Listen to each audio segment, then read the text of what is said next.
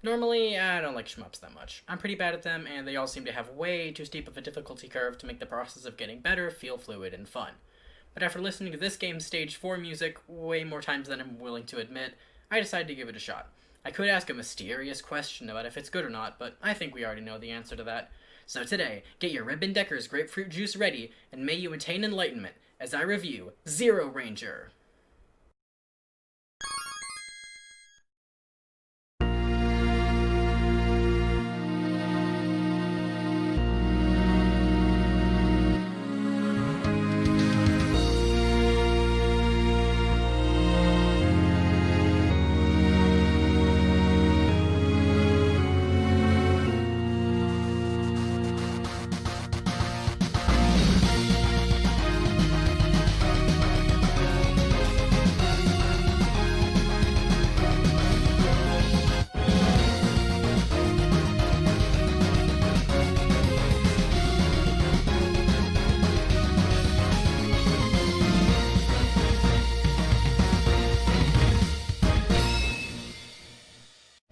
Also, with this new review comes a slight change to my review style, since the old way I used to do things was kind of really bad.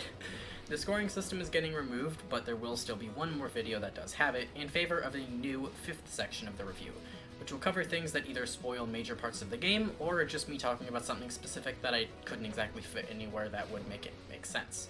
Now, let's get straight into the first section, gameplay. ZeroRanger is a bullet hell shoot 'em up by System Erasure, which on the surface looks really simple. Your ship can only fire a single shot type, and there aren't any unique mechanics that set the game apart from others in the same genre. But as you make more and more progress, the complexity reveals itself. Multiple extra weapons, which change depending on what ship you choose to play as, a huge jump in difficulty, which is counterbalanced by a stage select and the ability to unlock extra continues, and way more interesting boss fights. The game is pretty short, but it's definitely longer than you're first gonna think it is. The difficulty is also well tuned to be manageable for newcomers without being too easy for veteran players. If you already like these types of games, ZeroRanger is as good as all the others. If you're new to the genre, this is a really good entry point, but don't expect it to be too easy. The soundtrack is perfectly on point. Every song is fantastic and perfectly chosen for every situation. Energetic and powerful songs for the levels and boss fights, with slower tracks used sparingly when needed. This is another one of those soundtracks where I don't really have a song I can directly call bad. Alright, here's the plot. The powers of Finnish grapefruit juice fight against incorrectly colored fruit in a meta-narrative that's so complicated that you could convince me it was inspired by Undertale. Okay, not really. Once again, just like the gameplay, the plot seems very basic at first. Green-Orange and its forces are coming to destroy Earth, and the military has prepared 3 powerful fighters to stop it. The Type A fighter, Grapefruit, the Type B fighter, Rib, and the Type C fighter, Decker, aka the best one. After Grapefruit is destroyed, only Rib and Decker remain as the last chance to stop Green-Orange. This is still the core of the story, but things definitely get a little bit more complicated the more progress you make. Once again, I can't really say much about the visuals. The game uses 2 colors, green and orange, for all its sprites, and it's actually done really well with this limited color palette. Everything is detailed and expressive without being too distracting. Okay, so this is where I talk about all that spoiler stuff, so if everything I just said made you want to check out the game, go play it and then watch this section once you've completed it. If you aren't quite sure that you want to spend money on it, there is a free demo of the game which I will leave a link to in the description. It's a nice sampler of what the game has to offer, and I highly recommend you at least give the demo a try. I'll be covering some late game stuff and showcasing a few of the best songs in the game's soundtrack. If you don't consider music a spoiler, then stick around for a bit longer. There's going to be a second warning before I cover the actual spoiler content. If you do consider music a spoiler, then skip to the timestamp in the pinned comment to skip this section. Music time! No, there isn't actually any good purpose to this, I just really like the soundtrack. This is actually the first time I've bought a game soundtrack. Song names will be on screen, so if you want to find a specific song, you can do that pretty easily.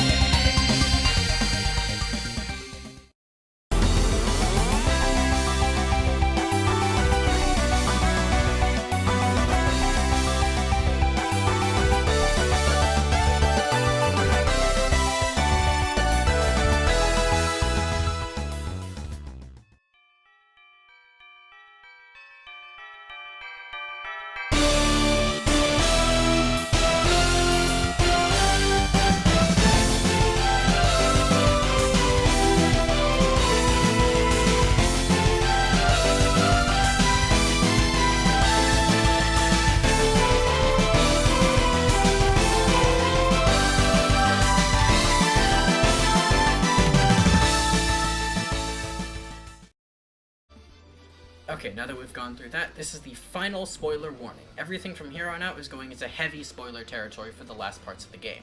This is your absolute final chance to skip to the end of the video with the timestamp that I left in the pinned comment. We good? Okay. Losing against the true final boss causes the game to delete all of your save data.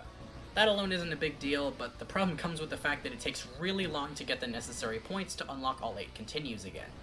It takes a pretty long time to do that, and they count as your health during the true final boss, so you can't really skip grinding for score points to unlock them again if you want the best chance of getting the true ending. My only theoretical fix for this would be some way for the game to give you the continues faster once you've lost to the true final boss at least once. Maybe for each stage you clear, you get a continue back, meaning if you did a full run of the game starting it right at the beginning, you'd already have the 8 continues by the time you reach the true last boss. The only other problem is that the true final boss relies on completely different gameplay than the rest of the game. Instead of hanging back and firing at a weak spot, you have to move inside the boss's hitbox to damage it. Not a bad idea, but I never really liked the idea of randomly having totally different gameplay for just one specific section, especially when the stakes are this high.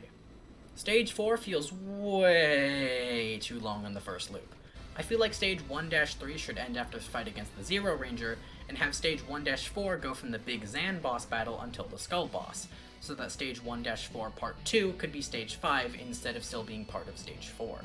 And while the real story is really cool, I still kind of prefer the basic, evil alien force is coming to destroy Earth, go stop them! Luckily, once you finish Green-Orange mode, it gets replaced with Normal mode, which removes all of that and just turns it into the simple story. The concept of looping through the game twice is really good, and the second loop even has some new music, which I highly appreciate. The dream stage was a cool extra thing, though it does make me kind of wish the regular game had in-stage dialogue, maybe during normal mode, since there the game is free from its old narrative. All in all, ZeroRanger is a really great shoot-'em-up for both newcomers and veterans, with some interesting twists on the formula to keep it fresh, all tied together with a fantastic soundtrack and great visuals. Hey, thanks for watching the video. I really hope you enjoyed it. If I made any mistakes, feel free to yell at me in the comments section.